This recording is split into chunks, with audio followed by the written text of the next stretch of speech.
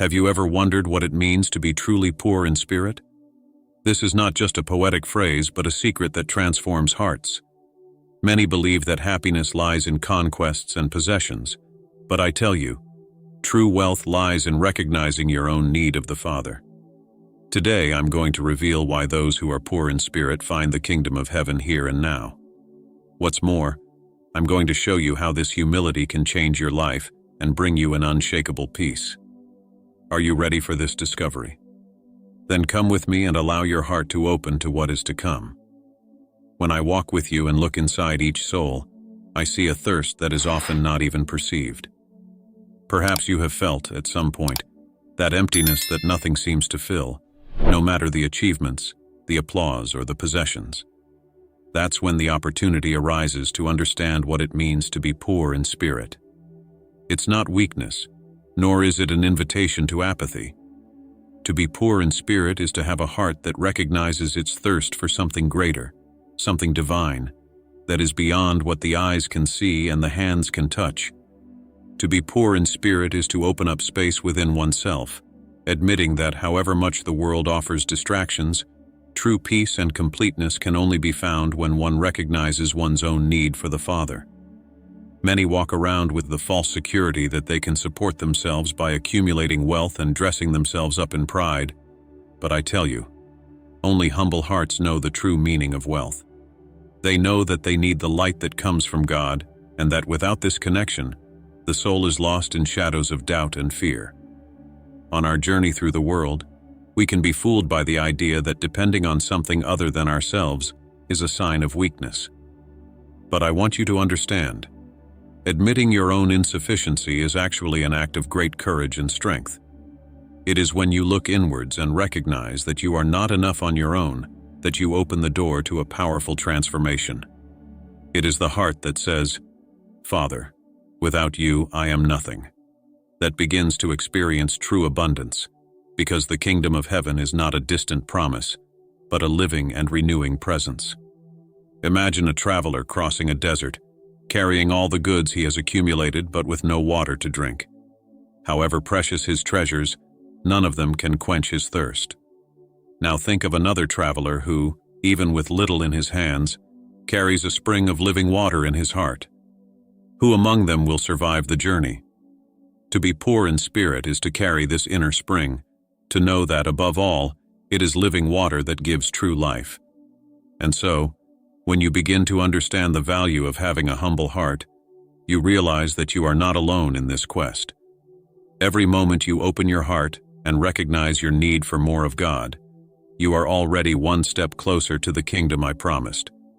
And it is this realization that leads us to explore what humility really means and how it changes the way we face life. True humility is not a virtue that can be faked or imposed. It is born of a genuine recognition, an intimate realization that without the Father's strength, we are like leaves blown by the wind, without direction.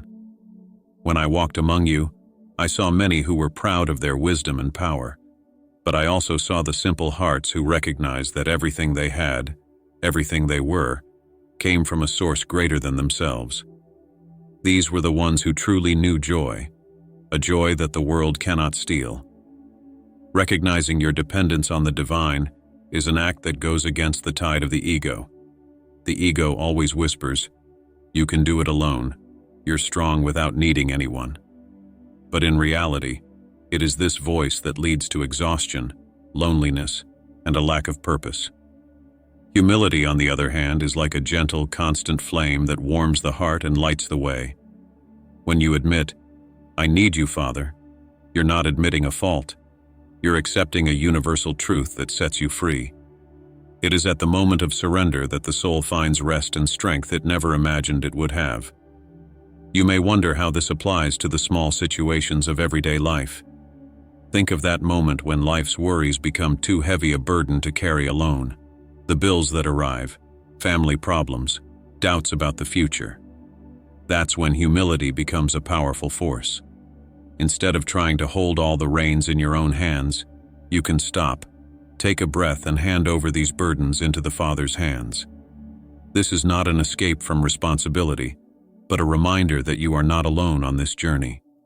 It's the difference between fighting a battle with your own strength and having the support of the Creator by your side. Remember that when I said, "Blessed are the poor in spirit," I wasn't talking about a poverty that humiliates, but a humility that exalts. To be poor in spirit is, in essence, to be rich in conscience, because you recognize that your life is part of something greater, that your strength comes from the very God who dwells in you. This awareness transforms the way you see the world and yourself.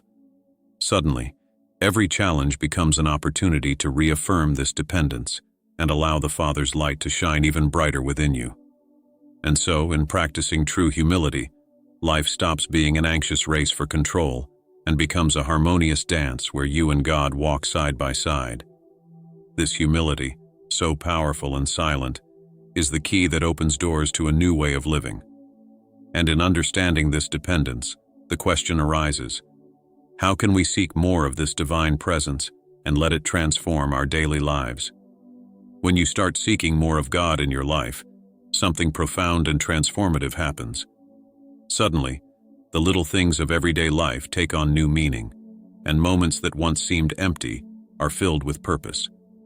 This search is not a frantic race, but a return to center, an act of opening your heart so that the presence of the divine can touch every aspect of your life. It's like a light that begins to shine brighter, warming not only you, but those around you.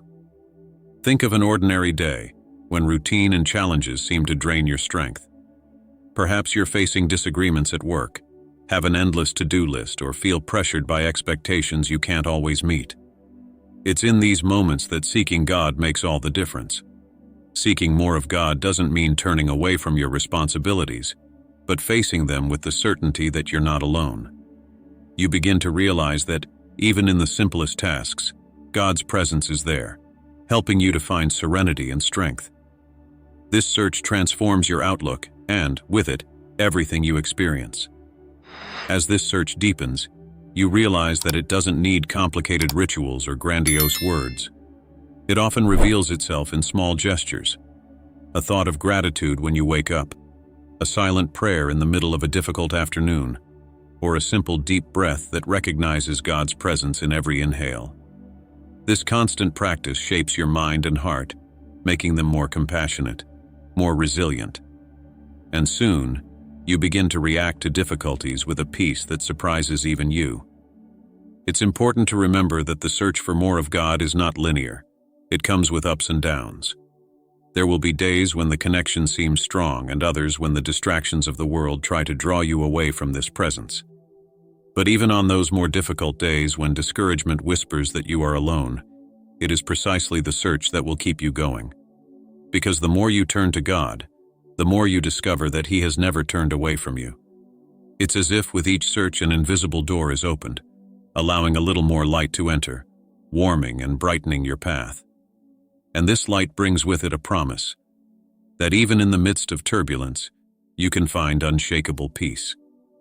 The search for more of God is a constant reminder that life doesn't have to be a lonely battle.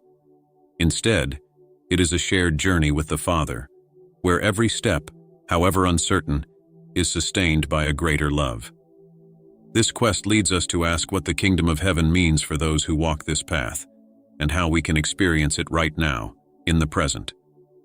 When I said that the kingdom of heaven belongs to the poor in spirit, I wasn't just pointing to a distant promise, but to a reality that can be lived here and now. The kingdom of heaven is more than a place. It is a state of being, a way of living that transcends external circumstances. It is the presence of God manifested in the simplicity of the heart that recognizes its dependence, that knows that the Father's love is the true source of its strength and joy. To be poor in spirit is to live with this full awareness that, even in the midst of adversity, the peace and light of the kingdom are already present. When you understand this, you realize that the kingdom of heaven is not made up of material riches, but of a spiritual wealth that surpasses any earthly treasure. He who is poor in spirit is not bound by the illusions of power and glory that the world offers. Instead, he lives with a freedom that comes from knowing that nothing can separate his soul from the Father's love. This is true beatitude, finding in the midst of trials a rest that cannot be shaken, a certainty that nourishes and sustains the spirit. This presence of the kingdom of heaven is revealed in simple gestures. When you are able to forgive those who have hurt you, when you choose compassion over anger, when you see others with eyes of empathy and not judgment, you are manifesting this kingdom. It is in these small actions that divine love flows, transforming not only your life, but touching the lives of those around you. And even without realizing it, you become a reflection of this heavenly peace, spreading light in a world that is often shrouded in darkness. To understand what it means to be part of the kingdom of heaven is to realize that you already carry it within you. It doesn't depend on an uncertain future or a grand event. It's present in every moment when you choose to listen to the Father's voice instead of the distractions of the world. It is a daily practice, a conscious decision to live with humility and faith, knowing that what really matters is not found in external victories, but in the inner peace that only communion with God can offer. And so, when you walk with the certainty that the kingdom of heaven is a present reality, life takes on a new color. Every challenge becomes an opportunity to strengthen this awareness, to deepen your dependence, and to recognize that, even in the most difficult moments, the Father walks by your side. This truth leads us to reflect on how to apply this humility and surrender in challenging situations, transforming what seems impossible into a testimony of faith and courage.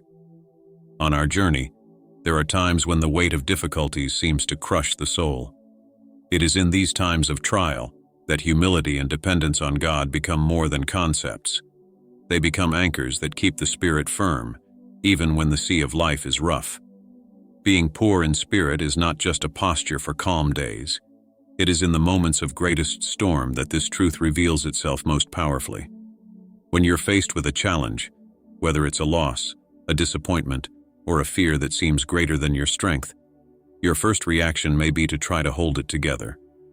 The world teaches that showing fragility is a sign of defeat, but I tell you, surrendering to the Father in these moments is the greatest act of courage there can be. Saying, "Father, I can't do this alone, I need you," is not a sign of weakness, but of a faith that recognizes where true strength comes from. Remember that when difficulties arise, humility allows you to take your eyes off the problem and turn them to the source of all solutions. It's like being in a dark room and instead of trying to move the furniture around in the gloom, choosing to open the window to let the light in. That light is God's presence which, when invited in, illuminates not only the problem, but also the way to overcome it. Often the answer we are looking for comes in the silence, in the peace that fills our hearts when we stop struggling alone and hand over our burdens. Challenging moments are also opportunities to deepen this dependence. They remind us that humility is not just an attitude towards God, but extends to the way we treat others. If someone has hurt you, the human tendency is to react with resentment or wounded pride. But true humility leads us to forgive, to reach out, even when it seems difficult. And it is in this practice that you realize that being poor in spirit means carrying the kingdom of heaven within you, offering peace where there was once conflict. When you apply this humility and surrender to every difficult situation, you discover that there is no trial that cannot be faced with the presence of the Father by your side. Life becomes a journey in which every challenge is a chance to reaffirm your faith and dependence. And so each overcoming becomes a living testimony that true peace and strength come from a heart that knows to whom it belongs. This is the essence of a life in communion, where even in the face of the greatest storms, you can rest in the certainty that God cares for you and that you are never alone. Walking in humility and recognizing your dependence on God may seem challenging, but know that it is on this path that the greatest rewards are to be found. The peace that surpasses understanding, the strength that comes from divine love, and the joy of living in communion with the Father are treasures that the world cannot offer. When you choose to be poor in spirit and live this truth, you are planting seeds of light that transform not only your life, but touch the people around you. Now, I invite you to keep this message alive. If what you've heard has touched your heart, share it. Make your support visible with a like, subscribe to continue receiving words of inspiration, and share this video so that more people can discover this peace and strength. Feel free to leave in the comments how this message has resonated in your life. Your presence and participation are a blessing, and I'm grateful that you've been with me this far. May your path be enlightened, and may you discover in every step the peace and strength that dwell within you, and may the Father's peace and light accompany your every step. See you in the next video.